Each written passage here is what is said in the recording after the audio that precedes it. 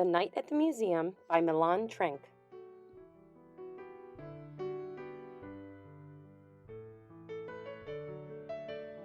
Larry was very happy. He had a new job as a night guard at the Museum of Natural History, and he had a wonderful new uniform with shiny brass buttons. When Larry put it on, he looked like a general, or a policeman, or a pilot.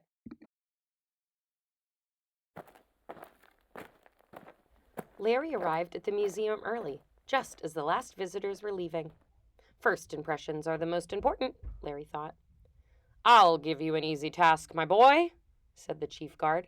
Tonight, I want you to watch over the dinosaur skeletons. Don't worry about the rest of the museum. There are others to take care of it. Just keep an eye on the dinosaurs, and everything will be okay. I'll check on you in the morning. Larry settled into his chair and stretched his legs. This is great, he thought. I'll just close my eyes and relax. There can't be any harm in that. But a moment later, he was fast asleep. When Larry woke up, he couldn't believe his eyes. The dinosaur skeletons had disappeared. All that was left was a single bone. He grabbed it and rushed into the corridor. Another guard was there.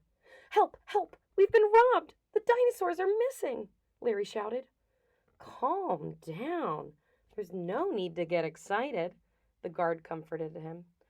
They're probably around somewhere. Sometimes they wander off if you're not careful.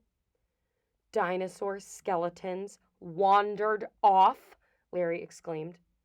There was definitely something wrong. Oh, yeah, the guard continued.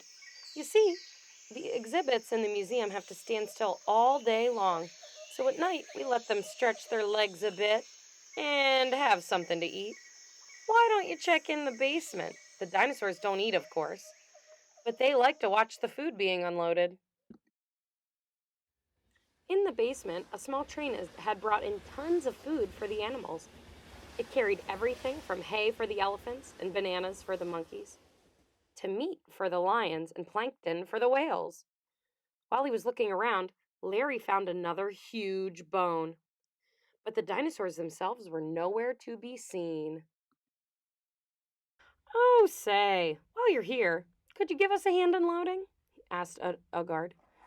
After unloading the food, Larry helped the guards feed the animals.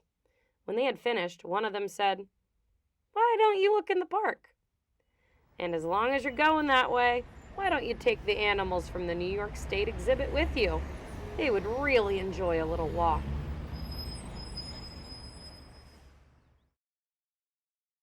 In the park, Larry realized he could have been worse off. Other guards had to take the giant octopus and the blue whale for a swim in the lake. But Larry did find another big bone. The guards in the park suggested he try the mine below the Hall of Gems and Minerals. And of course, Larry couldn't refuse to bring a snack to the guards working down there.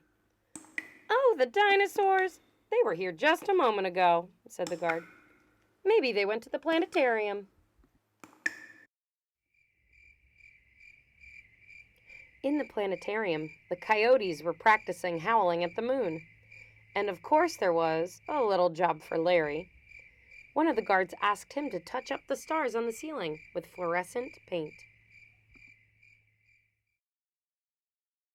When he finished, it was almost dawn. Larry was desperate. He didn't know where to look next. Then he noticed that something was going on in the museum office. The statues of John Audubon, the famous bird painter, and the explorers Lewis and Clark had stepped down from their usual places above the big front doors. They were enjoying a cup of tea and a game of cards. Looking for dinosaurs, little fella? Asked William Clark. They're in the dinosaur room. In fact, they have been there all night playing hide and seek. It was true. The dinosaurs were really there, and not a bone was missing. It seems the guards have played the old bone trick on you, said Clark. They just scatter some big bones all over the museum. Then, as you collect them, they get you to do their work. But don't get upset. They do it to every newcomer.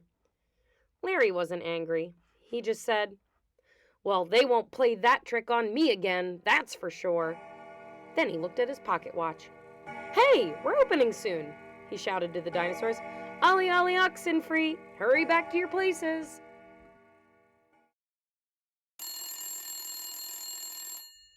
The bell is sounding. The big doors are opening and visitors are pouring in. Everything in the museum is ready. Dinosaurs, insects, stars, minerals, whales, elephants, all fresh and rested. But the night guards are exhausted. They are ready to go to bed. "You did well tonight," said the chief guard. "Not that you had a tough job napping among the dinosaurs. It's the others that really work hard. So I'd like to ask you for a favor. One of the guards just called in sick.